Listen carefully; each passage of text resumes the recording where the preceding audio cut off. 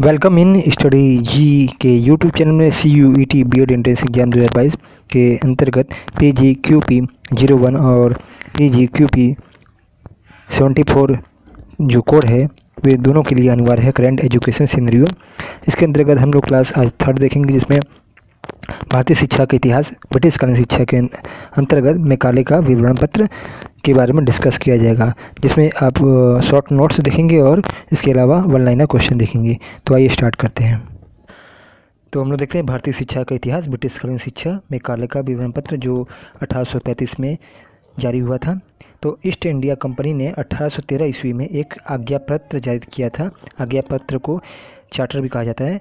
तो east India company ने 1813 में एक आज्ञा पत्र जारी किया था। इस आज्ञा पत्र में कंपनी मीन्स होता है ईस्ट इंडियन कंपनी ने भारतीय शिक्षा के लिए 1 लाख रुपए की धनराशि जनसाधारण की शिक्षा के पर खर्च करने का निश्चय किया।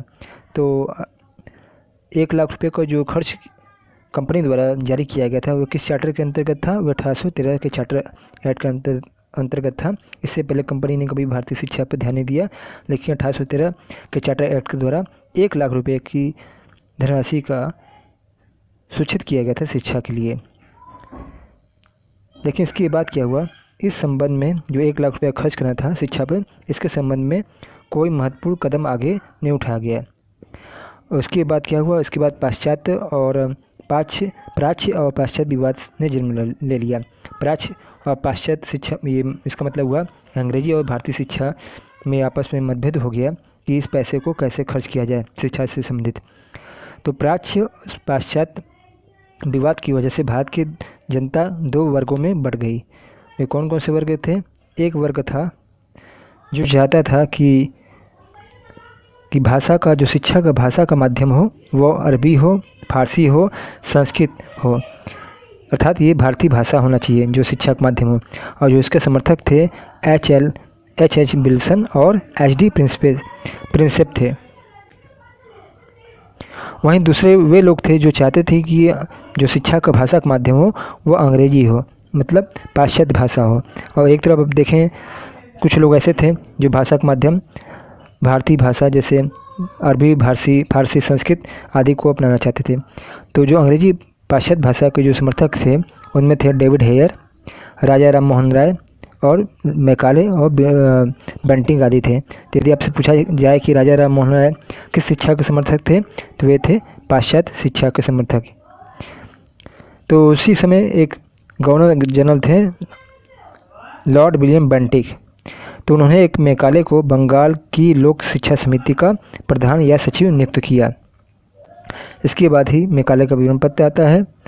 तो मैकाले के सामने 3 मुद्दे रखे गए। 1 लाख रुपए की धनराशि का व्यय की व्याख्या करना, दूसरा था साहित्य शब्द की व्याख्या करना, तीसरा था कि भारतीय विद्वानों की व्याख्या करना। तो मैकाले ने अपना विवरण पत्र तैयार किया और वे विवरण पत्र 1835 में उसने विलियम बेंटिक के समक्ष प्रस्तुत किया। तो आइए इसमें देख लेते हैं कि मैकाले के विवरण पत्र में क्या प्रमुख बातें थी जो आपके एग्जाम में पूछा जा सकता है। तो ये इस विवरण पत्र को 2 फरवरी 1835 को मैकाले ने विलियम बेंटिक समक्ष प्रस्तुत किया। तो विलियम बेंटिक कौन था? उसमें गवर्नर जनरल था, उसके समक्ष उसने प्रस्तुत किया। और उसने मैकाले ने जो भारतीय साहित्य या संस्कृति थी उसका कड़ी आलोचना की और उसका मजाक उड़ाया। मैकाले ने कहा कि यूरोपियन साहित्य की एक अलमारी भी पूरे अरबियन और भारतीय हिंदू साहित्य पर भारी है। उसने कितनी बड़ी बात कही और उसने भारतीय जो साहित्य की उसकी आलोचना की, उसका मजाक उड़ाया। और उसने एक निस्यंदन या छनाई के सिद्धांत की बात प्रस्तुत की इसी विवरण पत्र में। वो क्या था ये निस्यंदन और छनाई सिद्धांत? तो ये देखते हैं।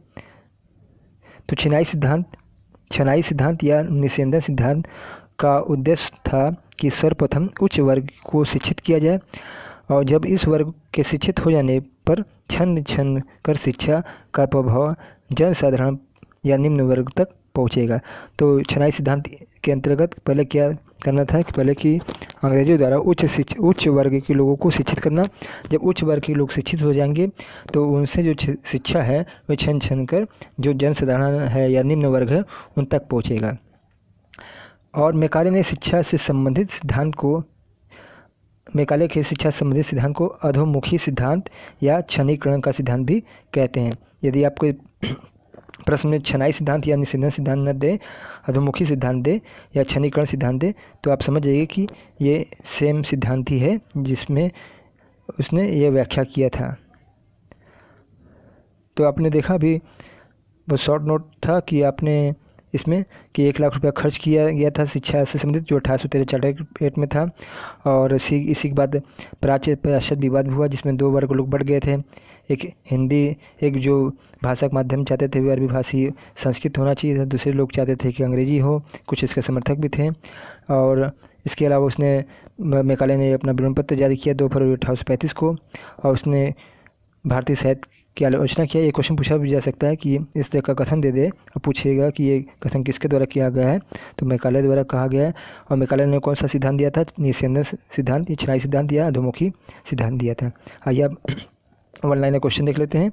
पहला क्वेश्चन है कि मैकाले का विवरण पत्र कब लिखा गया, तो मैकाले का विवरण पत्र जो लिखा गया था 1835 में लिखा गया था। नेक्स्ट क्वेश्चन है कि भारतीय शिक्षा के प्रसार का दायित्व किस चार्टर के अंतर्गत कंपनी पर निर्धारित कर दिया गया, तो 1813 के चार्टर एक्ट के अंतर्गत जो शिक्षा का दायित्व जो था वो कंपनी पर निर्धारित कर दिया गया।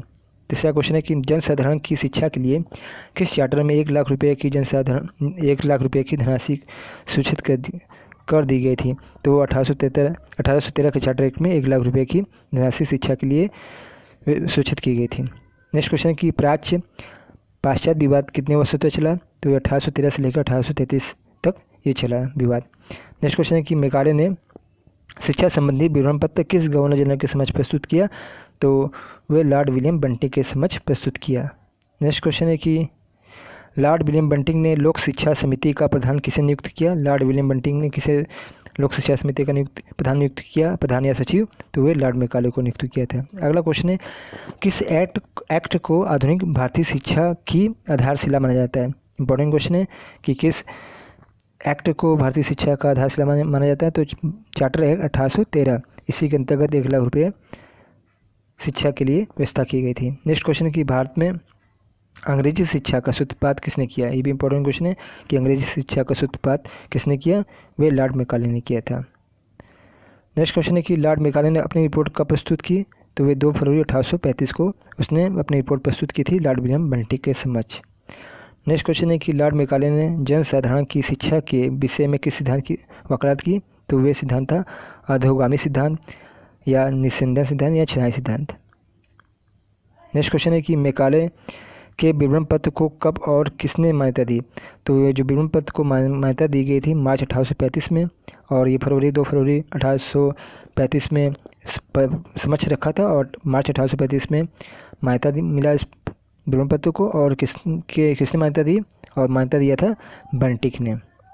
तो दोस्तों इससे संबंधित बस इतने ही आपको क्वेश्चन याद करना है इससे संबंधित। तो ये वीडियो आपको पसंद आया तो चैनल को लाइक, सब्सक्राइब और शेयर जरूर करें। तब तक के लिए आपका दिन शुभ हो। धन्यवाद।